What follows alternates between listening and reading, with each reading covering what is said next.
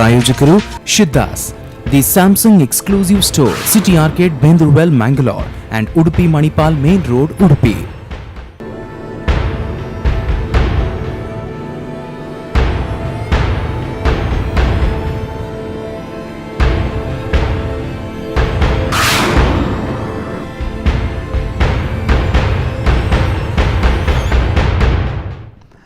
ವಿರಾಮದ ಬಳಿಕ ಶಿದ್ದಾಸ್ ಅರ್ಪಿಸ್ತಾ ಇರತಕ್ಕಂಥ ಕರೆಂಟ್ ಅಫೈರ್ ವಿಶೇಷ ನೇರ ಪ್ರಸಾದ ಕಾರ್ಯಕ್ರಮದಲ್ಲಿ ಮತ್ತೊಮ್ಮೆ ಸ್ವಾಗತ. ನಾವು ಚರ್ಚೆಯನ್ನು ಮಾಡ್ತಾ ಇದ್ವಿ ಈಗ ಉಡುಪಿಯ ಜಿಲ್ಲಾ ಆಸ್ಪತ್ರೆಯ ಬಗ್ಗೆ. ಅವರು ಹೇಳ್ತಾ ಇದ್ರು ಇದು ಜಿಲ್ಲಾ ಆಸ್ಪತ್ರೆ ಅಲ್ಲ, ಇದು ತಾಲೂಕು ಆಸ್ಪತ್ರೆ, ಕೇವಲ ಬೋರ್ಡ್ ಮಾತ್ರ ಜಿಲ್ಲಾ ಆಸ್ಪತ್ರೆ ಬಿದ್ದಿದೆ ಅಂತ ಅವ್ರು ಹೇಳ್ತಾ ಇದ್ರು. ಅದ್ರ ಬಗ್ಗೆ ಚರ್ಚೆಯನ್ನು ಮಾಡ್ತಾ ಇದ್ವಿ.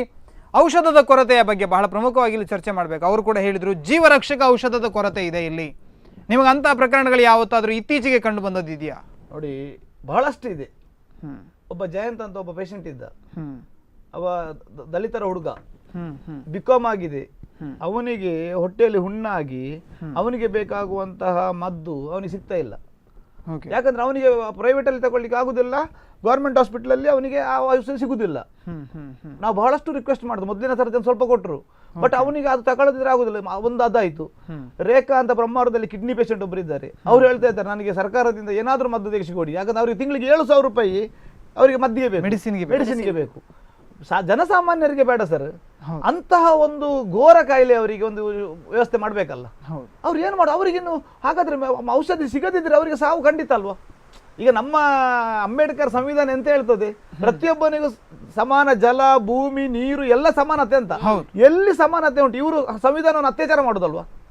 ಇವರು ಅಂಬೇಡ್ಕರ್ಗೆ ಸಂವಿಧಾನ ಪ್ರಪಂಚದಲ್ಲೇ ಒಂದು ಬಹಳ ದೊಡ್ಡ ಸಂವಿಧಾನ. ಅದಕ್ಕೆ ಅವರಿಗೆ ಒಂದು ಅವರ ಜನ್ಮ ದಿನಾಚರಣೆ ದಿವಸ ಅವರಿಗೆ ಮಾಲೆ ಹಾಕಿದ್ರೆ ಅವರಿಗೆ ಗೌರವ ಕೊಟ್ಟಾಗುವುದಿಲ್ಲ. ಅವರ ಸಂವಿಧಾನವನ್ನು ಸರಿಯಾಗಿ ಪ್ರಚಲಿತ ಮಾಡಬೇಕು, ಎಲ್ಲರಿಗೂ ಸಮಾನವಾದಂತ ಆರೋಗ್ಯ ಭಾಗ್ಯವನ್ನು ಕೊಡಬೇಕು. ಶಿಕ್ಷಣ, ಆರೋಗ್ಯ ಮುಖ್ಯ. ಇವತ್ತು ಆರೋಗ್ಯ ಇಲ್ಲಲ್ಲ. ಈಗ ಮದ್ದಿಲ್ಲದ ಸಾಯ್ತಾ ಇದ್ದಾರಲ್ಲ, ಎಷ್ಟು ಜನ ಬೇಕು? ಬಹಳಷ್ಟು ಜನ ಇದ್ದಾರೆ. ಯಾರು ರೇಖೆ ಹೇಳುವವರಿಗೆ ಬೇಜಾರಾಗ್ತದೆ, ಜಯಂತ ಹೇಳುವವರು ಬೇಜಾರಾಗ್ತದೆ. ನೀವು ಹೇಳ್ತೀರಿ ಇಲ್ಲಿ ನಮ್ಮ ಹೆಬ್ರಿ ಹತ್ರ ಒಬ್ರು ಸುಭಾಷ್ ನಾಯ್ಕ ಮದ್ದಿಗೆ ದುಡ್ಡಿಲ್ಲದೆ ಜನ ಸಾಯ್ತಾ ಇದ್ರೆ ಈ ಸರ್ಕಾರಿ ಆಸ್ಪತ್ರೆಗಳು ಯಾಕೆ, ಈ ವ್ಯವಸ್ಥೆ ಯಾಕೆ, ಅದು ಕೇಳಬೇಕಲ್ವ ನಾವು? ಹೌದು, ನಮ್ಮ ತೆರಿಗೆ ಹಣದಿಂದ ಇಷ್ಟೊಂದು ದೊಡ್ಡ ಮಟ್ಟದಲ್ಲಿ ತೆರೆದಿಟ್ಟಿದ್ದಾರೆ. ಇದರಿಂದ ಆಗ್ತಾ ಇರತಕ್ಕಂಥ ಉಪಕಾರ ಆದ್ರೂ ಏನು ಜನರಿಗೆ? ಉತ್ತರವೇ ಇಲ್ಲಲ್ಲ ಸರ್. ನಾನು 7 ವರ್ಷದಿಂದ ಮನವಿ ಕೊಡ್ತಾ ಇದ್ದೆ, ನನಗೆ ಇಷ್ಟಕ್ಕೆ ಒಂದೇ ಒಂದು ಉತ್ತರ ಕೊಡ್ಲಿಲ್ಲಲ್ಲ. ಉತ್ತರವೇ ಕೊಡ್ತಾ ಇಲ್ಲ. ಉತ್ತರ ಕೊಟ್ಟರೆ ಸಿಕ್ಕಿ ಬೀಳ್ತಾರೆ, ಉತ್ತರ ಕೊಡುದಿಲ್ಲ ಅವರು. ಇದೇ ವಿಪರ್ಯಾಸ. ಈ ದಿಢೀರ್ ಭೇಟಿಗಳೆಲ್ಲ ನಡೀತಾವಲ್ಲ, ಅದೇನ್ ನಡೀತಾ ಇದೆ ದಿಢೀರ್ ಭೇಟಿ? ಅದೇ ಇತ್ತೀಚೆಗೆ ಆ ಬರ್ನಿಂಗ್ ಏನು ಒಂದು ಕಟ್ಟಡ ಕಟ್ಟಿದ್ರಲ್ಲ ಈ ಲಯನ್ಸ್ ನವರು, ಇವತ್ತು ವೀರಪ್ಪ ಮೊಯ್ಲಿ ಅವರು ನನಗೆ ಅನಿಸ್ತದೆ ವೆಲ್ಲಾಕಿಗೆ ದಿಢೀರ್ ಭೇಟಿಯನ್ನು ಕೊಟ್ಟು ದಿಢೀರ್ ಭೇಟಿಯನ್ನು ಕೊಡೋದು. ಆ ದಿಢೀರ್ ಭೇಟಿ ಎಂಬುದು ಕೇವಲ ಅದೊಂದು ರಾಜಕಾರಣದ ಅದೊಂದು ಸ್ಟೈಲ್ ಇರ್ಬೋದು, ಬಟ್ ಅದ್ರಲ್ಲಿ ಏನು ಪ್ರಯೋಜನ? ಯಾಕಂದ್ರೆ ದಿಢೀರ್ ಭೇಟಿ ಕೊಟ್ಟು ಪಾಪ ಅಲ್ಲಿ ಏನು ಮಾಡುದಿಲ್ಲ. ದಿಢೀರ್ ಭೇಟಿಯಲ್ಲಿ ಡ್ಯೂಟಿ ಮಾಡ್ತಾರೆ. ಹೋದ ತಿಂಗಳು ಇದೇ ಖಾದರ್ ಸಾಹೇಬ್ರು ಬಂದ್ರು. ನಾವ್ ಎಣಿಸಿದ್ದು ಏನಾದ್ರೂ ಪ್ರೋಗ್ರೆಸ್ ಆಗ್ಬಹುದು ಅಂತೇಳಿ. ಅವ್ರು ಖಾಲಿ ಬರ್ನಿಂಗ್ ಸೆಂಟರ್ ಗೆ ಬಂದ್ರು, ಅಲ್ಲಿ ಓಪನ್ ಮಾಡಿದ್ರೆ ಅಲ್ಲಿಂದ ಹೊರಟೋದ್ರು. ಈಚೆ ಕಡೆ ಜಿಲ್ಲಾ ಬರ್ನಿಂಗ್ ಸೆಂಟರ್ ಓಪನ್ ಆಯ್ತು ಅಂತ ಸುದ್ದಿ ಕೇಳಿದೆ. ಅದರಲ್ಲಿ ಏನಾದ್ರು ನಮ್ಮ ಲಯನ್ಸ್ ಕ್ಲಬ್ನವರು ದೊಡ್ಡ ಕೊಡುಗೆ ಕೊಟ್ಟಿದ್ದಾರೆ. ಎಲ್ಲಿಗೆ? ಉಡುಪಿ ಜಿಲ್ಲಾ ಆಸ್ಪತ್ರೆಗೆ ಬರ್ನಿಂಗ್ ಸೆಂಟರ್. ಬರ್ನಿಂಗ್ ಸೆಂಟರ್ ಆದ ಮರು ದಿವಸವೇ ಒಂದು ಪೇಷಂಟ್ ಬರ್ನಿಂಗ್ ಪೇಷಂಟ್ ಬಂತು. 108 ಅಲ್ಲಿ ಮಂಗಳೂರು ಶಿಫ್ಟ್ ಮಾಡಿತ್ತು ಅಲ್ಲಿಗೆ ಬರ್ನಿಂಗ್ ಪೇಷಂಟ್. ಇಲ್ಲಿ ಆಗ್ಲಿಲ್ಲ. ಯಾಕಂದ್ರೆ ಬರ್ನಿಂಗ್ ಪೇಷಂಟ್ ಅಂದ್ರೆ ಹೇಗೆ ಸರ್? ಈಗ ಬರ್ನಿಂಗ್ ಪೇಷಂಟ್ ಗೆ ಒಂದು ಸಿಸ್ಟರ್ ಹೋದ್ರೆ ಆ ವಾರ್ಡಿಗೆ, ಅವ್ರು ಬೇರೆ ವಾರ್ಡಿಗೆ ಬರುವಾಗಿಲ್ಲ. ಅಲ್ಲಿ ಇದ್ದವರು ಅಲ್ಲಿಯೇ ಇರಬೇಕು, ರಿಸರ್ವ್ ಆಗಿರ್ಬೇಕು. ಅದಕ್ಕಾದ ಕೆಲವೊಂದು ರೂಲ್ಸ್ ಅಂಡ್ ರೆಗ್ಯುಲೇಷನ್ ಇದೆ, ಅದನ್ನು ಸರಿ ಮಾಡ್ಕೊಳ್ಬೇಕು. ನೋಡಿ, ಹಿರಿಯ ನಾಗರಿಕ ಸಪರೇಟ್ ಆದ ಅವ್ರದ್ದೊಂದು ವಾರ್ಡ್ ಮಾಡಿದ್ರು ಹಿರಿಯ ನಾಗರಿಕರಿಗೆ. ಹಾಗೆ 3 ವರ್ಷ ಆಯ್ತು. ಡಿ ಗ್ರೂಪ್ ನೌಕರರನ್ನು ಹಾಕಿದ್ದಾರೆ. ಇವತ್ತಿಗೂ ಅದಕ್ಕೆ ಬೇಕಾದ ವ್ಯವಸ್ಥೆ ಆಗ್ಲಿಲ್ಲ. ಹಾಗಾದ್ರೆ ನಾನು ಬರ್ನಿಂಗ್ ವಾರ್ಡ್ ಆಗ ಹೇಳಿದೆ, ಒಟ್ಟಿನಲ್ಲಿ ಇದು ಕಟ್ಟಡಗಳನ್ನ ಸೇರಿಸಿಕೊಂಡು ಕಟ್ಟಿಕೊಂಡು ದೊಡ್ಡದು ಮಾಡ್ತಾ ಇದಾರೆ ಬಿಟ್ರೆ ಅದಕ್ಕೆ ಯಾವುದಕ್ಕೂ ವ್ಯವಸ್ಥೆ ಇಲ್ಲ. ಕಟ್ಟಡ ನೀರಲ್ಲಿ ಹೋಗ್ತದೆ. ಮೊನ್ನೆ ಕಟ್ಟಡ ಮೊದಲ ಮಳೆಗೆ ನೀರೆಲ್ಲ ಒಳಗಡೆ ಬಂದಿದೆ, ಆ ಕಟ್ಟಡದಿಂದ ಬಂದಂತ ನೀರು. ಅದು ಯಾಕಾಗಿ ಮಾಡ್ತಿದ್ರೆ, ಏನ್ ಮಾಡ್ತಾ ಇದಾರೆ ಅಂತ ಉಂಟು, ಲಾಭಕ್ಕೆ ಸರಿಯಾದ ಒಂದು ಲೆಕ್ಕಾಚಾರ ಹಾಕುದಿಲ್ಲ. ನಿಜವಾಗಿ ನಮ್ಗೆ ಅಂತಂದ್ರೆ ಆಸ್ಪತ್ರೆಯ ಬಿಲ್ಡಿಂಗ್ ಚಂದ ಅಲ್ಲ, ನಿಜವಾದ ಮೂಲಭೂತ ಸೌಕರ್ಯ ಕೊಡ್ಬೇಕು, ರೋಗಿಗೆ ಬೇಕಾದಂತಹ ಔಷಧೋಪಚಾರ ಆಗ್ಬೇಕು, ಚಿಕಿತ್ಸೆ ಸಿಗ್ಬೇಕು. ಇದು ಹೊರಗೆ ಸುಂದರ ಒಳಗೆ ಗೋಳಿ ಸೊಪ್ಪು ಅಂತ ಹೇಳಿದಾಗ ಅದೇ ರೀತಿ ಆಯ್ತಲ್ಲ. ಈಗ ನಿಜವಾಗಿ ಮೊನ್ನೆ ನಾನು ನಮ್ಮ ಆರೋಗ್ಯ ಮಂತ್ರಿಗಳು ಬರುವ 2 ದಿವಸ ಮೊದಲು 10 ಪೇಷಂಟ್ ಅನ್ನು ಪತ್ರಿಕೆಯ ಮುಂದೆ ತಗೊಂಡೋಗಿ ಪತ್ರಿಕಾಗೋಷ್ಠಿ ನಡೆಸಿದೆ. ಅಂದ್ರೆ ಇಲ್ಲಿ ಆಗದೆ ಇದು ನಮ್ಮ ಪ್ರೈವೇಟ್ ಆಸ್ಪತ್ರೆಯಲ್ಲಿ ಹೋಗಿ ಅವರನ್ನು ಗುಣಪಡಿಸಿ ಕರ್ಕೊಂಡು ಬಂದದ್ದು. ಇಲ್ಲಿ ಆಗ್ಲಿಲ್ಲ, ಇದಕ್ಕೆ ಬೇಕಾದ ಡಾಕ್ಟರ್ ಇದ್ದಾರೆ ಇಲ್ಲಿ, ಆದ್ರೆ ಎಂತ ಮಾಡುದು? ಮೂಲಭೂತ ಸೌಕರ್ಯ ಇಲ್ಲ. ವೈದ್ಯರು ಉತ್ತಮ ವೈದ್ಯರು ಇದ್ದಾರೆ, ಯಾವ ರೀತಿಯ ಫ್ರಾಕ್ಚರ್ ಆದ್ರೂ ಮಾಡುವಂತ ವೈದ್ಯರಿದ್ದಾರೆ. ಆದ್ರೆ ಪ್ಲೇಟ್ ಇಲ್ಲ, ಆ ರಾಡ್ ಇರುವುದಿಲ್ಲ. ಒಂದು ಸುಭಾಷ್ ನಾಯ್ಕ ಅಂತ ಒಬ್ರು ಹೆಬ್ರಿ ಅವರು ಇದ್ರು. ಅವರು ಒಂದು ರಾಡ್ ಇಲ್ಲದೆ ಇದ್ದಕ್ಕೆ 3.5 ವರ್ಷ, ನೀವು ನಂಬುತ್ತೀರಾ, ಕೈ ತುಂಡಾಗಿ ಮನೆ ಒಳಗೆ ಹೀಗೆ ಇದ್ದಾರೆ 3.5 ವರ್ಷ. ಕಡೆಗೆ ನಮ್ಗೆ ವಿಷಯ ಗೊತ್ತಾಗಿ ಅವರನ್ನು ಕರ್ಕೊಂಡು ಬಂದು ಪ್ರೈವೇಟ್ ಆಸ್ಪತ್ರೆಯಲ್ಲಿ ಇದೆಲ್ಲ ಮಾಡಿ ಹೀಗಾಯ್ತು. ಬಟ್ ಇವ್ರದ್ದು ಇಲ್ಲಿ ಲಾಕ್ ಹೋಯ್ತು. ಸಿಂಪಲ್ ಒಂದು ಕೈ ಫ್ರಾಕ್ಚರ್ ಆಗೋದು, ಒಂದು ಖಾಲಿ ಒಂದು ರಾಡ್ ಇಲ್ಲದೆ, ಅವ್ರ ಹತ್ರ ಒಂದು 5,000 ರೂಪಾಯಿ ಇಲ್ಲದೆ ಇಷ್ಟು ಬದುಕನ್ನು ಕಳ್ಕೊಂಡ್ರು. ಇವತ್ತು ಕೈ ಮೇಲೆ ಹೋಗುದಿಲ್ಲ, ಅವ್ರದ್ದು ಕೂಲಿ ಕೆಲಸ ಮಾಡ್ಕೊಂಡಿದ್ದಾರೆ. ಇದೆಂತ ಗೊತ್ತುಂಟ, ಇದೇ ಎಲ್ಲ ಆಗಿ ನಮ್ಮ ಸಮಾಜ ಅಶಾಂತಿ, ನಕ್ಸಲೈಟ್ ಎಲ್ಲ ಆಗ್ಲಿಕ್ಕೆ ಕಾರಣ ಇದೆ. ನಕ್ಸಲೈಟ್ ಅನ್ನು ಮಾಡುದುಂಟಲ್ಲ ಸರ್ಕಾರವೇ ಅಂತ, ಸರ್ಕಾರವೇ ಸೃಷ್ಟಿ. ಯಾಕಂದ್ರೆ ಒಂದು ವ್ಯಕ್ತಿಗೆ ಮೂಲಭೂತ ಸೌಕರ್ಯ ಸಿಗದೆ ಎಷ್ಟೋ ಹಣ ದುಂದುವೆಚ್ಚಾಗಿ ಹಾಳಾಗ್ತದೆ. ಎಲ್ಲೋ ಒಂದು ಭದ್ರತೆಗೆ ಎಷ್ಟೆಷ್ಟು ಕೋಟಿ ಹಣ ಹಾಳಾಗ್ತದೆ. ಇವತ್ತು ನಾವು ಮಾಧ್ಯಮದಲ್ಲಿ ನೋಡ್ತೇವೆ, ಒಬ್ಬ ವಿದ್ಯಾವಂತ ವ್ಯಕ್ತಿ ನೋಡಿ ಆಲೋಚನೆ ಮಾಡ್ತೇವೆ, ನಮ್ಗೆ ಒಂದು ಬದುಕಲಿಕ್ಕೆ ಸಹ ಬೇಕಾಗುವ ಮೂಲಭೂತ ಸೌಕರ್ಯ ಇಲ್ಲ ಅಂತ. ಒಬ್ಬ ಮಿನಿಸ್ಟರ್ ಹೋಗ್ಬೇಕಿದ್ರೆ ಅವನ ಮುಂದೆ ಹಿಂದೆ 7-8 ಗಾಡಿಗಳು ತಿರುಗ್ತವೆ, ದಿವಸಕ್ಕೆ 1,000 ರೂಪಾಯಿ ಆದ್ರೆ ಹಿಂದೆ ಖರ್ಚು ಮಾಡ್ತಾರೆ. ಬಡವನಿಗೆ ಇಲ್ಲಿ ಮೂಲಭೂತವಾಗಿ ಒಂದು ಹೊತ್ತಿನ ಔಷಧಿಗೆ ಗತಿ ಇಲ್ಲ, ಜೀವರಕ್ಷಕ ಔಷಧಗಳೇ ಇಲ್ಲ. ಅವರಿಗೆ ಸೆಕ್ಯೂರಿಟಿ 7-8 ಗಾಡಿ ಮುಂದೆ ಹಿಂದೆ ಹೋಗ್ತದೆ ಅಂತ. ಇಡೀ ಉಡುಪಿ ಜಿಲ್ಲಾ ಆಸ್ಪತ್ರೆಯಲ್ಲಿ ದಿವಸಕ್ಕೆ 1,000 ಜನ ಬಂದು ಹೋಗ್ತಾರೆ, ಒಂದು ಸೆಕ್ಯೂರಿಟಿ ಇಲ್ಲ. ಅಲ್ಲಿ ಒಂದು ಔಟ್ ಪೋಸ್ಟ್ ಪೊಲೀಸ್ ಇಡ್ಲೇಬೇಕು. ಅಲ್ಲಿ ವೈದ್ಯರಿಗೆ ಸೆಕ್ಯೂರಿಟಿ ಇಲ್ಲ, ಅಲ್ಲಿ ಸಿಸ್ಟರ್ನವರಿಗೆ ಸೆಕ್ಯೂರಿಟಿ ಇಲ್ಲ. ಅಲ್ಲಿ ಬಂದ ಮಹಿಳೆಯರಿದ್ದಾರೆ, ಯುವತಿಯರಿದ್ದಾರೆ, ಪೇಷಂಟ್ ಒಟ್ಟಿಗೆ ಎಷ್ಟೋ ಯುವತಿಯರು ಬಂದು ಕೂತ್ಕೊಳ್ತಾರೆ. ಸೆಕ್ಯೂರಿಟಿ ಅವರಲ್ಲಿ ಅದೇ ಪ್ಯಾಸೇಜ್ ಅಲ್ಲಿ ಮಲ್ಕೊಳ್ತಾರೆ. ಒಂದು ಕರೆ ಇದೆ, ಕರೆಯನ್ನು ಸ್ವೀಕರಿಸೋಣ. ಹಲೋ, ನಮಸ್ತೆ. ನಮಸ್ಕಾರ ಸರ್. ಎಲ್ಲಿಂದ ಕರೆ ಮಾಡ್ತಾ ಇದ್ರಿ? ತಮ್ಮ ಹೆಸರೇನು? ನನ್ನ ಹೆಸರು ಪ್ರಕಾಶ್ ಅಂತ. ಎಸ್, ಎಲ್ಲಿಂದ ಕರೆ ಮಾಡ್ತಾ ಇದ್ದೀರಿ? ಇಲ್ಲಿ ಮಾಪುಕಳ್ತೀನಿ ಸರ್. ಎಸ್, ಹೇಳಿ. ನಿಮಗೆ ಉಡುಪಿ ಜಿಲ್ಲಾಸ್ಪತ್ರೆಯ ಬಗ್ಗೆ ನಾವು ಚರ್ಚೆಯನ್ನ ಮಾಡ್ತಾ ಇದ್ವಿ. ತಮ್ಮ ಬಳಿ ಏನಾದ್ರು ವಿಚಾರಗಳಿದ್ವಿ ಇದಕ್ಕೆ ಸಂಬಂಧಪಟ್ಟ ಹಾಗೆ? ಒಳ್ಳೆ ವಿಚಾರ ಸರ್. ಯಾಕಂದ್ರೆ ಆಸ್ಪತ್ರೆ ಅನ್ನೋದು ಎಲ್ಲಾದು ಗವರ್ಮೆಂಟ್ ಆಸ್ಪತ್ರೆಗಳು ಹಾಗೆ ಇದಾಗಿಬಿಟ್ಟಿದೆ. ಅದ್ರ ಬಗ್ಗೆ ಏನು ಸರ್, ನಾನೀಗ ಮತ್ತೊಂದಾಗಿ ನಾನು ಹೇಳ್ಬೇಕಂತ ಒಂದು ಇದೆ ಸರ್. ಹೇಳಿ. ಇಲ್ಲಿ ನಮ್ಮಲ್ಲಿ ಪ್ರಾಬ್ಲಮ್ ಸಿಕ್ಕಾಪಟ್ಟೆ ಇದೆ ಸರ್. ಇಲ್ಲಿ ಈ ಬಾಲ್ಕುದ್ರು ಹೈರೋಡಿ ಇದ್ರಲ್ಲಿ KB ಅಂದ್ರೆ ಈ ಕರೆಂಟ್ ಹೋದ್ರೆ ಪರ್ಮಿಟ್ ವರ್ಕರ್, ಮೊದಲೆಲ್ಲ ಪರ್ಮಿಟ್ ವರ್ಕರ್ ಎಲ್ಲ ಇದ್ರೆ, ಈಗ ಒಬ್ಬ ಶ್ಯಾಮ್ ಅನ್ನೋನು ಟೆಂಪ್ರರಿ ವರ್ಕರ್ ಸರ್. ರಾತ್ರಿ ಕಟ್ಟು ವೈರ್ ಬಿದ್ರು ಬಿದ್ರು ಅವನು ಒಬ್ಬ ಬರ್ತಾ ಬಿಟ್ರೆ ಮತ್ತೆ ಯಾರು ಪರ್ಮಿಟ್ ವರ್ಕರ್ ಬರುದಿಲ್ಲ. ಬೇಕಾದ್ರೆ ಸಂಬಳ ತಕೊಂಡು ಮಾಡ್ಕೊಂಡು ಬ್ರಹ್ಮಾಂಡದಲ್ಲಿ ಕೂತ್ಕೊಳ್ತಾರ ಸರ್.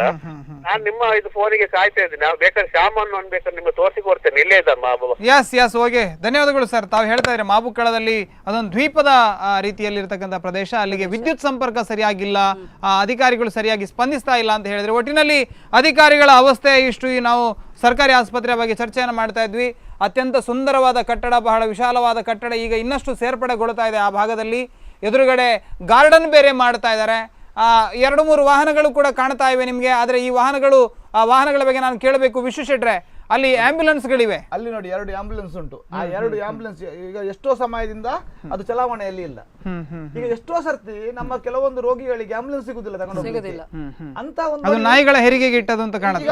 ಅದರಲ್ಲಿ ನೋಡಿ, ಅದು ಇಟ್ಟು ಹಾಳಾಯ್ತು. ಇತ್ತೀಚೆ ನೀವು ಒಂದು ಹೇಳಿದ್ರೆ ನಂಬಲಿಕ್ಕಿಲ್ಲ. ಒಂದು ಹೆಂಗಸು ಒಂದು ಮಗುವನ್ನು ಕರ್ಕೊಂಡು ಮೆಡಿಕಲ್ ವಾರ್ಡ್ ಇಂದ ಹೊರಗಡೆ ಬಂದ್ರು. ಮಗುವನ್ನು ಇಮಿಡಿಯೇಟ್ ಆ ಹೆಂಗಸಿನ ಮುಖ ನೋಡುವ ಹೊತ್ತಿಗೆ ಏನೋ ಗಾಬರಿಯಲ್ಲಿ ಇದ್ದಾಗಿತ್ತು. ನಾನು ಏನಾಯ್ತು ಕೇಳಿದೆ. ಇಲ್ಲ, ಮಗುವಿಗೆ ಕೂಡಲೇ ಎನ್ಲಕ್ಕಿ ಕಲಿಸ್ಲಿಕ್ಕೆ ಹೇಳಿದ್ದಾರೆ, ಹೀಗೆ ಒಂಚೂರು ರಿಸ್ಕ್ ಉಂಟು, ಕೂಡಲೇ ಚಿಕಿತ್ಸೆ ಆಗಬೇಕು, ಇಮಿಡಿಯೇಟ್ ಹೋಗಿ ಅಂತ ಹೇಳಿದ್ರು. ಅವತ್ತು ಹೋಗ್ಲಿಕ್ಕೆ ನಮ್ಮ ಆಸ್ಪತ್ರೆ ಆಂಬ್ಯುಲೆನ್ಸ್ ಒಂದಿದ್ದದ್ದು ಹೊರಗಡೆ ಹೋಗಿದೆ.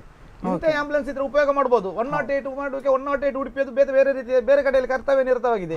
ಮತ್ತೆ ಕಾಪುವಿಂದ 108 ನಾವು ತರಿಸ್ತು. ಬಟ್ ಅದು ಅವಸ್ಥೆ ಎಲ್ಲಿ ತನಕ ಆಗಿದೆ ಅಂದ್ರೆ, ಒಂದು ವೇಳೆ ಕಾಪುವಿಂದ ಬರ್ಲಿಕ್ಕೆ ಒಂದು ಅರ್ಧ ಗಂಟೆ ಬೇಕು. ಪ್ರತಿ ನಿಮಿಷ ಮನುಷ್ಯನ ಒಂದು ಪ್ರಾಣದಲ್ಲಿ ಒಂದು ಇಂಪಾರ್ಟೆಂಟ್ ಇರ್ತದೆ. ಈ ಆ ಸಮಯದ ಹೆಂಗಸ ಹತ್ರ ನಾನು ವಿಚಾರಿಸಿದೆ, ನಮ್ಮ ಮನೇಲಿ ಗಂಡಸರು ಯಾರಿಲ್ವಾ ಅಂತ. ಆ ಹೆಂಗಸ ಇದ್ದ ಒಬ್ಬ ಅಣ್ಣ ಮಿಲಿಟರಿಗೆ ಹೋಗಿ ಗಡಿಯಲ್ಲಿ ಯುದ್ಧದಲ್ಲಿ ಸತ್ತು ಹೋದ. ನಮ್ಗೆ ಗಂಡಸಿನ ಬಲ ಇಲ್ಲ. ಒಂದು ಮಿಲಿಟರಿ ಯೋಧನ ತಂಗಿಯ ಮಗನ ಗತಿ ನೋಡಿ. ಅದರ ಬಗ್ಗೆ ಯಾರಾದ್ರೂ ಕೇಳಿದ್ರ? ಯೋಧ ದೇಶಕ್ಕಾಗಿ ಪ್ರಾಣ ಬಿಟ್ಟ. ಆದ್ರೆ ಆ ಯೋಧನ ಬಗ್ಗೆ ಅಥವಾ ಯೋಧನ ಕುಟುಂಬ ಹೇಗಿದೆ, ಯೋಧನ ಮಡದಿ ಹೇಗಿದ್ದಾರೆ ಅಂತ ನನಗೆ ಕಣ್ಣಲ್ಲಿ ನೀರು ಬಂತು. ನಾನು ಸ್ತಬ್ಧ ಅದೇ. ಅಲ್ಲಿ ಒಂದು ಯೋಧನ ಮನೆಗೆ ಇಂಥ ಪರಿಸ್ಥಿತಿ ಬಂತಲ್ಲ ಅಂತ. ಅಷ್ಟೊತ್ತಿಗೆ ಆಂಬ್ಯುಲೆನ್ಸ್ ಬಂತು, ಹೋದ್ರು. ಇಲ್ದಿರ ನಾನು ಒಂದು ಉಡುಪಿಯಲ್ಲಿ ಅವರನ್ನು ಒಂದು ಹಾಸ್ಪಿಟ್ಲಿಗೆ ಸೇರಿಸುವ ವ್ಯವಸ್ಥೆ ಮಾಡುವಂತ ಎನಿಸಿದ್ದೆ. ಬಟ್ ಒಂದು ಯೋಧನ ಮನೆ ಅಂತ ಹೇಳುವುದು ನಾನೇ ಒಂದು 10 ನಿಮಿಷ ನಾನು ಸ್ತಬ್ಧ ಆಗಿಬಿಟ್ಟೆ. ಇಂಥ ಪರಿಸ್ಥಿತಿ ನೋಡಿ. ಉಪಯೋಗ ಇದ್ರೂ ಸಹ ಉಪಯೋಗ ಮಾಡುದಿಲ್ಲ. ಈಗ 2 ಆಂಬ್ಯುಲೆನ್ಸ್ ಅನ್ನು ರಿಪೇರಿ ಮಾಡಬಹುದಿತ್ತಲ್ಲ. ಉಪಯೋಗ ಇಲ್ಲಿ ಅಲ್ಲದಿದ್ರೆ ಬೇರೆ ಪ್ರಾಥಮಿಕ ಘಟಕಕ್ಕೆ ಎಲ್ಲಾದ್ರೂ ಹಾಕ್ಬೋದಲ್ವ? ಆ ವಾಹನವನ್ನು ಯಾರ ಸ್ವತ್ತು? ಸಂಸದರ ಫಂಡ್ ಇಂದ ಬಂದದ್ದು. ಸಂಸದರ ಫಂಡ್ ಅಂದ್ರೆ ಅದು ಅವರ ಮನೆಯಿಂದಲ್ಲ, ಜನರ ತೆರಿಗೆ ಹಣದಿಂದ. MP ಮನೋರಮ ಆಗಿ ರೋಗ ಬಂದು ಅದಕ್ಕೆ ಯಾಕೆ ವೇಸ್ಟ್ ಆಗಬೇಕು? ಒಂದೊಂದು ಆಂಬ್ಯುಲೆನ್ಸ್ 15-20 ವರ್ಷ ಓಡ್ತದೆ. 15 ವರ್ಷ ಒಂದು ವಾಹನ ಓಡ್ಲಿಕ್ಕೆ ಸರ್ಕಾರದ್ದೇ ಅನುಮತಿ ಉಂಟು. ಆಮೇಲೆ RRC ಮಾಡ್ಲಿಕ್ಕೆ. ಹಾಗಾದ್ರೆ ಇದು ದಂಡ ಆಗ್ತಾ ಇಲ್ವಾ ಅಲ್ಲಿ? ಇದನ್ನು ಯಾರು ಹೇಳುದು? ಅಲ್ಲ ಇದರ ಬಗ್ಗೆ ನನಗೆ ಅನಿಸ್ತದೆ, ಇದರ ಬಗ್ಗೆ ಕೂಡ ಒಂದು ಮನವಿಯನ್ನ ಕೊಟ್ಟಿದ್ರು. ಬಹಳಷ್ಟು ಮನವಿ 7 ವರ್ಷ ಕೊಡ್ತಾ ಇದ್ದೇನೆ, ಇನ್ನೂ ಕೊಡ್ತಾ ಇದ್ದೇನೆ. ಆಂಬ್ಯುಲೆನ್ಸ್ ಸರಿಯಾಗಿಲ್ಲ. ದೇವರು ಜನರಿಗೆ ಅವರಿಗೆ ಯಾವಾಗ ಒಳ್ಳೆ ಬುದ್ಧಿ ಸರ್ಕಾರಕ್ಕೆ ಕೊಡ್ತಾರಂತ ಕಾದು ನೋಡ್ಬೇಕು. ಯಾಕಂದ್ರೆ ಕೊಡ್ತಾರೆ ಯಾವಾಗ ಜನರು ಸರಿಯಾಗಬೇಕು. ಜನರು ಒಂದು ಒಗ್ಗಟ್ಟಾಗಿ ನಮ್ಮ ಹೋರಾಟ, ನಮ್ಮ ಹಕ್ಕು, ನಮ್ಮ ಜನರನ್ನು ನಾವು ಬದುಕಿಸಬೇಕು. ಅಜ್ಜರಕಾಡು ಅವ್ಯವಸ್ಥೆಯ ಬಗ್ಗೆ ಹಲವಾರು ಹೋರಾಟಗಳು ಕೂಡ ನಡೆದಿದ್ವು ಈ ಹಿಂದೆ. ಆದ್ರೆ ಅದು ಯಾವುದು ಕೂಡ ಫಲ ಕೊಡ್ಲಿಲ್ಲ ಅನ್ನೋದು ಬೇರೆ ವಿಚಾರ. ಸರ್, ಇದ್ರ ಬಗ್ಗೆ ಆರೋಗ್ಯ ಅಧಿಕಾರಿಗಳು ನೀವು ಸಂಪರ್ಕ ಮಾಡಿದ್ರಾ ಹೇಗೆ? ಈ ಹಿಂದೆ ನಾನು ಆರೋಗ್ಯ ಅಧಿಕಾರಿಯಿಂದ ಬಹಳಷ್ಟು ಸಂಪರ್ಕ ರಾಮಚಂದ್ರ ಬಾಯರಿ ಅವರು ರಾಮಚಂದ್ರ ಬಾಯರಿ ಅವರು ನನ್ನ ಹತ್ರ 1 ಗಂಟೆ ಡಿಸ್ಕಸ್ ಮಾಡಿದ್ದಾರೆ. ವಿಶ್ವ ಶೆಟ್ರೆ, ಕಾನೂನಿನಲ್ಲಿ ಬೇಕಾದಷ್ಟು ಅವಕಾಶಗಳಿದೆ, ಸರ್ಕಾರದ ಹಲವಾರು ಯೋಜನೆಗಳಿದೆ, ಅದನ್ನು ಸರಿಯಾಗಿ ಸಮರ್ಪಕವಾಗಿ ಉಪಯೋಗ ಮಾಡಿಕೊಂಡ್ರೆ ಖಂಡಿತ ಯಾವುದೇ ತೊಂದರೆ ಇಲ್ಲ ಅಂತ ಹೇಳಿದ್ರು. ನಾನು ವೈಯಕ್ತಿಕವಾಗಿ ಕರೆದಿದ್ರು ಅವರು. ಆದ್ರೆ ನೀವು ಹೇಳಿದ ವ್ಯವಸ್ಥೆ ಎಲ್ಲ ಸರಿಯೇ, ಅದು ಯಾವುದೋ ಒಂದು ಕುಂದುಕೊರತೆಯಿಂದ ಈಗ ಆಗ್ತಾ ಉಂಟು. ನಿಜವಾಗಿ ಸರ್ಕಾರ ಮಾಡಿದ್ರೆ ದೊಡ್ಡ ವಿಷಯವೇ ಅಲ್ಲ. ಇದರಲ್ಲಿ 50% ಪ್ರಾಬ್ಲಮ್ ಖಂಡಿತ ಸಾಲ್ವ್ ಮಾಡಬಹುದು. ಹಲೋ, ನಮಸ್ತೆ ಸರ್, ಎಲ್ಲಿಂದ ಕರೆ ಮಾಡ್ತಾ ಇದ್ದೀರಿ? ತಮ್ಮ ಹೆಸರೇನು? ಇದು ದೀಪಕ್ ಕಾಮತ್ ಅಂತ ಹೇಳಿ ಬೆಳ್ಮಣ್ಣಿಂದ ಮಾತಾಡ್ತಾ ಇದ್ದೇನೆ. ದೀಪಕ್ ಕಾಮತ್ ಅವರೇ, ನಾವು ಸರ್ಕಾರಿ ಆಸ್ಪತ್ರೆ ಅಜ್ಜರಕಾಡಿನ ಬಗ್ಗೆ ಮಾತಾಡ್ತಾ ಇದ್ವಿ. ಇದಕ್ಕೆ ಸಂಬಂಧಪಟ್ಟಾಗಿ ಏನಾದ್ರು ವಿಚಾರಗಳಿದೆಯಾ ತಮ್ಮಲ್ಲಿ? ಕಳೆದ ಬಾರಿ 1-2 ವರ್ಷದ ಹಿಂದೆ ನಮ್ಮ ದೂರದ ಕೆಲಸದವರೊಬ್ರು ಅಲ್ಲಿ ತೀರ್ಕೊಂಡಿದ್ರು. ಅವರಿಗೆ ಯಾರು ಇರ್ಲಿಲ್ಲ ಅಂತ ಹೇಳಿ ಆ ನಂತರ ಆ ಹೆಣವನ್ನ ಅಲ್ಲಿ ಆಸ್ಪತ್ರೆಯ ಯಾವ್ದೋ ವೈದ್ಯಕೀಯ ಕಾಲೇಜಿಗೆ ನಾವು ಕೊಟ್ಟಿದ್ವಿ. ಅದರ ನಂತರ ನಮ್ಗೆ ಅದಕ್ಕೆ ಸಂಬಂಧಪಟ್ಟ ಒಂದು ಲೆಟರ್ ಕೊಡಿ ಅಂತ ಹೇಳಿ ನಾನು 2-3 ಬಾರಿ ಸಂಪರ್ಕಿಸಿದ್ರು ಕೂಡ ನನ್ಗೆ ಲೆಟರ್ ಸಿಗ್ಲಿಲ್ಲ. ಇದು ಏನಂತ ಹೇಳಿದ್ರೆ, ಕೆಲವೊಮ್ಮೆ ನಮ್ಗೆ ನಾವು ಮಾಡುವಂತ ಕೆಲಸದಲ್ಲಿ ನಮ್ಗೆ ಏನಾದ್ರೂ ಒಂದು ಲೋಪ ಆದ್ರೆ ಮತ್ತೆ ನಾವು ಪುನಃ ಅಲ್ಲಿ ಸಹಾಯ ಮಾಡ್ಬೇಕಾ ಅಥವಾ ಸೇವೆ ಮಾಡ್ಬೇಕಾ ಅನ್ನುವಂಥದ್ದೊಂದು ಪ್ರಶ್ನೆ ಬರ್ತದೆ. ಅಂದ್ರೆ ನೀವು ದೇಹದಾನವನ್ನ ಮಾಡಿಸಿದ್ರಿ ಆ ವ್ಯಕ್ತಿಯಿಂದ? ಹೌದೌದು, ಮಾಡಿ. ಆದ್ರೆ ಅದಕ್ಕೆ ಬೇಕಾದ ದಾಖಲೆಗಳು ಸಿಗ್ಲಿಲ್ಲ ಅಂತ ತಾವ್ ಹೇಳ್ತಾ ಇದ್ರಿ. ಹೌದೌದು. ಧನ್ಯವಾದಗಳು. ಅವರು ಹೇಳಿದ್ರು ಅವರಿಗೆ ದಾಖಲೆ ಸಿಕ್ಕದೇ ಇರ್ಬೋದು, ಇನ್ನು ಸೇವೆ ಅವರು ಮಾಡ್ಲೇಬೇಕು. ಯಾಕೆ ಗೊತ್ತುಂಟಾ, ಸೇವೆ ಯಾರ ಸಿಬ್ಬಂದಿಗಳಿಗಾಗಿ ಆಗ್ಲಿ ಅಲ್ಲ, ನಮ್ಮ ಸರ್ಕಾರದ ಅಧಿಕಾರಿಗಳಿಗಾಗಿ ಅಲ್ಲ, ಜನರಿಗಾಗಿ ಮಾಡುದು. ಅವರು ಕೊಟ್ಟಂತಹ ಒಂದು ಸೇವೆ ಉಂಟಲ್ಲ, ಅದು ಜನರಿಗೆ ಉಪಯೋಗ, ಸಮಾಜಕ್ಕೆ ಸಮಾಜ ಸೇವೆ, ಅದನ್ನು ಅವರು ಖಂಡಿತ ನಿಲ್ಲಿಸಬಾರ್ದು. ಅದು ನಾವು ಯಾರೋ ಒಬ್ರು ನಮ್ಗೆ ಮನಸ್ಸಿಗೆ ನೋವು ಮಾಡಿದ್ರಂತ ಯಾವ್ದೋ ಸೆಟ್ ಅನ್ನು ನಾವು ಯಾವ್ದು ದಾಖಲೆ ಒದಗಿಸುವಂತ ಜವಾಬ್ದಾರಿ ಅಲ್ಲಿ ದಾಖಲೆಯನ್ನು ಕೊಡ್ಲೇಬೇಕು. ನಿಜವಾಗಿ ದಾಖಲೆ ಕೊಡ್ತಾರೆ, ಅದು ಯಾಕೆ ಕೊಡ್ಲಿಲ್ಲ ಏನಂತ ನನಗೆ ಸಹ ವಿಚಿತ್ರ ಆಗ್ತದೆ. ಯಾಕೆಂದ್ರೆ ನಾವೊಂದು ಶವವನ್ನು ಅವರಿಗೆ ಬಿಟ್ಟು ಕೊಟ್ಟ ಕೂಡಲೇ ಅವರೊಂದು ನಮ್ಗೆ ದಾಖಲಾತಿ ಕೊಡ್ಲೇಬೇಕು, ಖಂಡಿತ ಕೊಡ್ತಾರೆ. ಬಟ್ ಅದು ಯಾಕೆ ಹೀಗಾಯ್ತು ನನಗೆ ಸವಾರಿ ವಿಚಿತ್ರ ಆಯ್ತು. ಹಾಗೆ ಆಗ್ಬಾರ್ದು ಖಂಡಿತ. ಇಲ್ಲಿ ನಾವು ಸೆಕ್ಯೂರಿಟಿಯ ಬಗ್ಗೆ ಮಾತಾಡ್ತಾ ಇದ್ವಿ. ಮಾನಸಿಕ ರೋಗಿಗಳು ಬರ್ತಾರೆ. ಮಾನಸಿಕ ರೋಗಿಗಳು ಬಂದಾಗ ಅವರು ಮಾನಸಿಕ ಸ್ಥಿಮಿತವನ್ನ ಕಳೆದುಕೊಂಡಿರ್ತಾರೆ. ಒಂದು ದಿನ ಹಾಸಿಗೆ ಮೇಲೆ ಮಲಗಿಸಿದ್ರು ಕೂಡ ಮರುಕ್ಷಣವೇ ನಾವು ಆಚೆ ಹೋದ ತಕ್ಷಣ ಎದ್ಕೊಂಡು ಹೋಗಿಬಿಡ್ತಾರೆ. ಇವತ್ತು ಅಜ್ಜರಕಾಡಿನಲ್ಲಿ ದಿನಕ್ಕೆ 3-4 ಪ್ರಕರಣಗಳು ಈ ರೀತಿ ನಡೀತಾ ಇವೆ. ಯಾರು ತಂದು ಅಲ್ಲಿ ಹಾಕಿ ಬಿಡ್ತಾರೆ, ಅವರೊಂದಿಗೆ ಇವರು ಕೂಡ ಎದ್ಕೊಂಡು ಹೋಗ್ತಾರೆ, ಕೇಳುವವರಿಲ್ಲ ಹೇಳುವವರಿಲ್ಲ.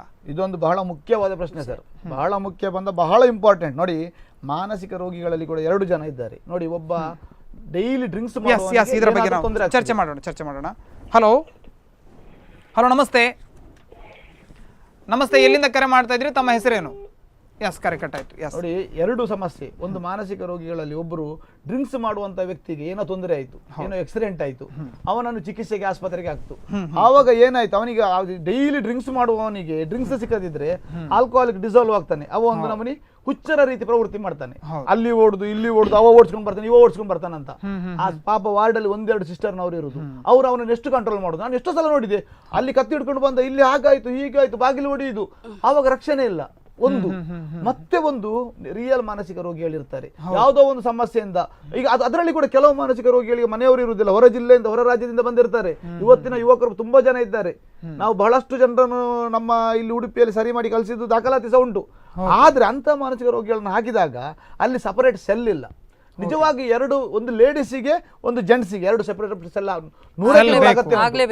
ಮಾನಸಿಕ ಪುನರ್ವಸತಿಯನ್ನು ಆಗ್ಲೇಬೇಕು. ಅದರಿಂದ ಎಷ್ಟೋ ಜನರು ನಾವು ಮೂಲಭೂತ ಸೌಕರ್ಯ ಮಾನವ ಉಂಟಲ್ಲ ವಿರುದ್ಧವಾಗಿ ಜೀವನ ತೆಗಿತಾ ಇದ್ದಾನೆ.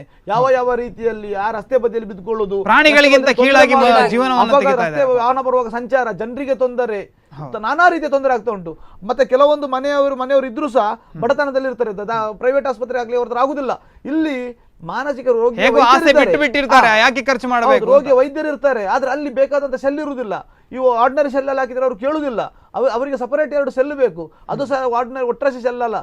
ಅಲ್ಲಿದ್ದ ಲಾಟು ಮುಟ್ಟು ಕಿಟಕಿದ್ರೆ ತುಂಡು ಮಾಡಿ ಹೊರಗಾರ್ತಾರೆ. ಭದ್ರತೆಯ 2 ಸೆಲ್ಲು ಬಹಳ ಅಗತ್ಯ. ಯಾಕಂದ್ರೆ ನೋಡಿ ಇಲ್ಲಿ ಈಗ ಎಂತ ಆಗಿದೆ, ಎಲ್ಲಿ ಹಾಕ್ಲಿಕ್ಕಿಲ್ಲ ಅಂತ ಮಂಗಳೂರು ಕುಂದಾಪುರದವರು ಮಾನಸಿಕ ರೋಗಿ ಒಬ್ಬ ಇದ್ರೆ ಯಾರು ಉಪದ್ರ ಮಾಡ್ತಾರೆ ಅಲ್ಲ, ಬ್ರಹ್ಮಾವರಕ್ಕೆ ತಂದು ಬಿಡುದು. ಬ್ರಹ್ಮಾವರದವರು ಉಡುಪಿಗೆ ತಂದು ಬಿಡುದು. ಅಲ್ಲಿಂದ ಉಚ್ಚಿಲ್ಲ, ಅಲ್ಲಿಂದ ಮಂಗಳೂರು, ಅಲ್ಲಿಂದ ಕಾಸರಗೋಡಿಂದ ಅದು ಪಾಕಿಸ್ತಾನಕ್ಕೆ ಹೋಗ್ತಾನೆ. ಮಾನವ ಕಳ್ಳ ಸಾಗಣೆ ಆಗ್ತಾ ಉಂಟು ಮಾನಸಿಕ. ಅದಕ್ಕಾಗಿ ಸರ್ಕಾರದಲ್ಲಿ ಈಗ ಕಟ್ಟೆಚ್ಚರವಾಗಿದೆ. ಮಾನಸಿಕ ರೋಗಿಗಳಿಗೆ ಚಿಕಿತ್ಸೆ ಕೊಡ್ಬೇಕಾದ್ರೆ ಒಂದೇ ಕೋರ್ಟ್ ಆರ್ಡರ್ ಬೇಕು, ಇಲ್ಲದ್ರೆ ರಕ್ತ ಸಂಬಂಧಿಗಳು ಬೇಕಂತ. ಇದು ಯಾಕಾಗಿ ಎಲ್ಲರೂ ಉಂಟಲ್ಲ ಈಗ ಇಲ್ಲಿ ಎಷ್ಟೋ ಜನ ರೈಲ್ ಹಚ್ಚಿ ಬಿಡ್ತಾರೆ.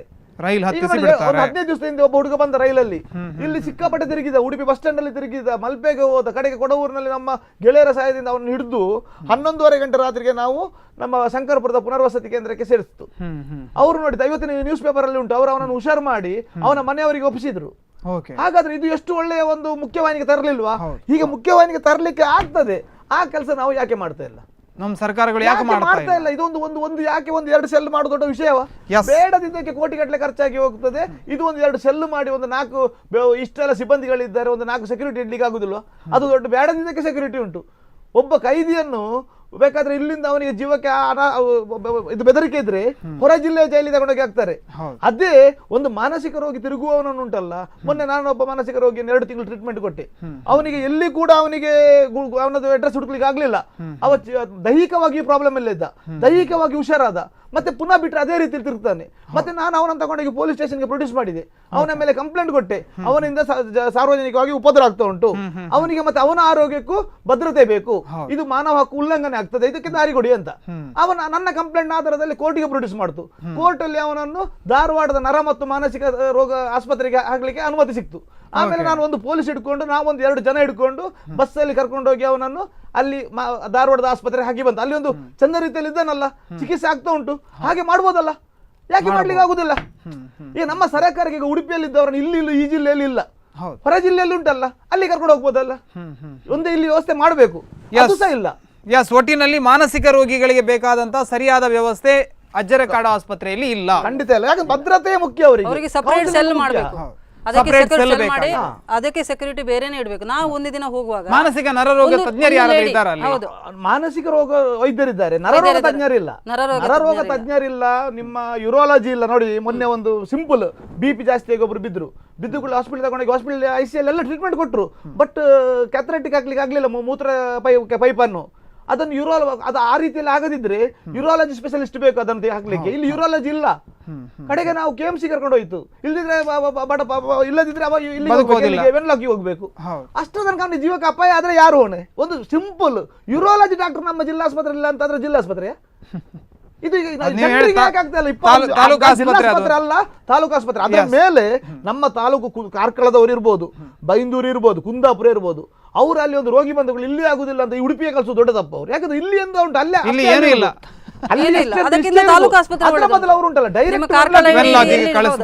ವೆನ್ಲಾಕಿ ಕಳಿಸಿದ್ರೆ 1 ಗಂಟೆ ಸೇವ್ ಆಗ್ತದೆ, ಒಳ್ಳೆ ಸೇವೆ. ಯಾಕೆ ಇವರಿಗೆ ಗೊತ್ತಾಗುದಿಲ್ಲ? ಒಂದು ಕರೆ ಇದೆ, ಕರೆಯನ್ನು ಸ್ವೀಕರಿಸೋಣ. ಹಲೋ, ನಮಸ್ತೆ, ಎಲ್ಲಿಂದ ಕರೆ ಮಾಡ್ತಾ ಇದ್ದೀರಿ? ತಮ್ಮ ಹೆಸರೇನು? ನಾವು ಉಡುಪಿಯಿಂದ. ಸರ್, ತಮ್ಮ ಟಿವಿ ವಾಲ್ಯೂಮ್ ಕಡಿಮೆ ಮಾಡ್ಕೊಳ್ಳಿ ಸರ್. ಎಸ್, ಹೇಳಿ. ಜಿಲ್ಲಾ ಆಸ್ಪತ್ರೆಗೆ ಸಂಬಂಧಪಟ್ಟಾಗ ಏನಾದ್ರು ವಿಚಾರಗಳಿದೆಯಾ ತಮ್ಮಲ್ಲಿ? ಅಲ್ಲ, ಜಿಲ್ಲಾ ಆಸ್ಪತ್ರೆ ಹೇಳುದಂತದಿಲ್ಲ, ಯಾರಿಗೂ ಮದ್ದು ಇಲ್ಲ ಅಂತ ಇಲ್ಲ. ನಾನು ವಿಶ್ವಶೆಟ್ಟಿ ಕ್ಲಾಸ್ಮೇಟ್, ಹೇಳುದಂತ ಹೇಳಿ ಅಲ್ಲ. ಆದ್ರೆ ನಾವು ಬೋರ್ಡ್ ಸ್ಕೂಲಲ್ಲಿ ಇರುವಾಗ ನಾವು ಒಟ್ಟು ಕ್ಲಾಸ್ಮೇಟ್. ತಮ್ಮ ಹೆಸರಾಗ ಸರ್? ಆದ್ರೆ ಎಂತ ಗೊತ್ತಾ, ಇವತ್ತು ವಿಶ್ವಶೆಟ್ಟಿ ಇಷ್ಟು ದೊಡ್ಡ ಮಟ್ಟಿಗೆ ಒಂದು ಒಳ್ಳೆ ಸಹಾಯ ಮಾಡಿದೆ ಅಂತ ನಮ್ದು ಎಲ್ಲ ಅವರಿಗೆ ಉಂಟು. ಎಸ್, ಓಕೆ, ಧನ್ಯವಾದಗಳು ಸರ್, ಧನ್ಯವಾದಗಳು ಕರೆ ಮಾಡಿದ್ದಕ್ಕೆ. ಎಸ್, ತಮ್ಮ ಯಾರು ಕ್ಲಾಸ್ಮೇಟ್ ಕರೆ ಮಾಡಿದ್ರು. ಅಲ್ಲ, ಇಲ್ಲಿ ನಾವು ಸೇವೆಯನ್ನ ಮಾಡಬಹುದು ಅಥವಾ ಯಾರಾದ್ರೂ ರಸ್ತೆಯಲ್ಲಿ ಬಿದ್ದಂತ ಒಬ್ಬ ಗಾಯಾಳುವನ್ನು ತರಬಹುದು. ಆದ್ರೆ ಆತನ ಇಡೀ ಜೀವನವನ್ನ ನಾವು ನೋಡೋದಕ್ಕೆ ಸಾಧ್ಯ ಇಲ್ಲ. ಆತನಿಗೆ ಕನಿಷ್ಠ ಪಕ್ಷ ಆ ಒಂದು ತುರ್ತು ನೆರವನ್ನ ಕೊಟ್ಟ ನಂತರ ವೈದ್ಯಕೀಯ ನೆರವನ್ನು ಕೊಡೋದಕ್ಕೆ ಒಂದು ಸರ್ಕಾರದ ವ್ಯವಸ್ಥೆ ಅನ್ನೋದು ಬೇಕು. ಆದ್ರೂ ಸರ್, ಸಿಬ್ಬಂದಿಗಳಲ್ಲಿ ಅವರು, ನಾನು ಕೆಲವರು ಮಾನಸಿಕ ರೋಗಿಗಳನ್ನ ಕರ್ಕೊಂಡು ಹೋಗಿ, ಕೆಲವು ಕಾಲಲ್ಲಿ ಹುಳ ಆದವರನ್ನ ಕರ್ಕೊಂಡು ಹೋಗಿದ್ದೇನೆ. ಸಿಬ್ಬಂದಿಗಳು ಅವರನ್ನು ಟ್ರೀಟ್ಮೆಂಟ್ ಮಾಡಿ ಹುಷಾರು ಮಾಡಿ ಕಳಿಸಿದ್ದಾರೆ.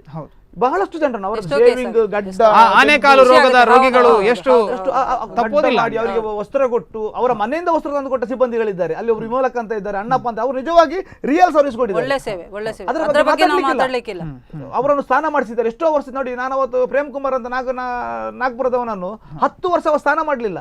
ಮಳೆ ಬಿದ್ದ ನೀರು ಮಾತ್ರ ಅವನಿಗೆ ಸ್ನಾನ, ಮಳೆಯಿಂದ ಬಿದ್ದ ನೀರು. ಅವನನ್ನು ಕರ್ಕೊಂಡು ಶೇವಿಂಗ್ ಮಾಡಿ ಅದೇ ದಿವಸ ಅವನದ್ದೊಂದು ತಲೆ ಕೂದಲೆಲ್ಲ ತೆಗೆದು ಅವನೊಂದು ಹೊಸ ವ್ಯಕ್ತಿಯಾಗಿ ಮಾಡಿ ಕಳಿಸುವಾಗ ನಾವು ಏನು ಮಾಡಿರ್ಬೋದು, ಆದ್ರೆ ಸಿಬ್ಬಂದಿಗಳ ಪಾಲು ಅದರಲ್ಲಿ ತುಂಬಾ ಉಂಟು. ಎಸ್ ಇದ್ರ ಬಗ್ಗೆ ಚರ್ಚೆಯನ್ನು ಮಾಡೋಣ. ಬಹಳ ಪ್ರಮುಖವಾಗಿ ನಾವು ಇದಕ್ಕೆ ಸಂಬಂಧಪಟ್ಟವರಲ್ಲಿ ಮಾತಾಡಬೇಕು. ಅವರಿಗೆ ಕರೆಯನ್ನು ಕೂಡ ಟ್ರೈ ಮಾಡ್ತಾ ಇದ್ದೇವೆ, ಸಿಗ್ತಾ ಇಲ್ಲ. ಒಂದು ಪುಟ್ಟ ವಿರಾಮವನ್ನು ತೆಗೆದುಕೊಳ್ತಾ ಇದ್ದೇನೆ. ವಿರಾಮದ ಬಳಿಕ ಈ ಕಾರ್ಯಕ್ರಮ ಮತ್ತೆ ಮುಂದುವರಿಯುತ್ತೆ. Shiddas, the Samsung exclusive store, City Arcade, Bendurwell, Mangalore, and Udupi Manipal Main Road, Udupi.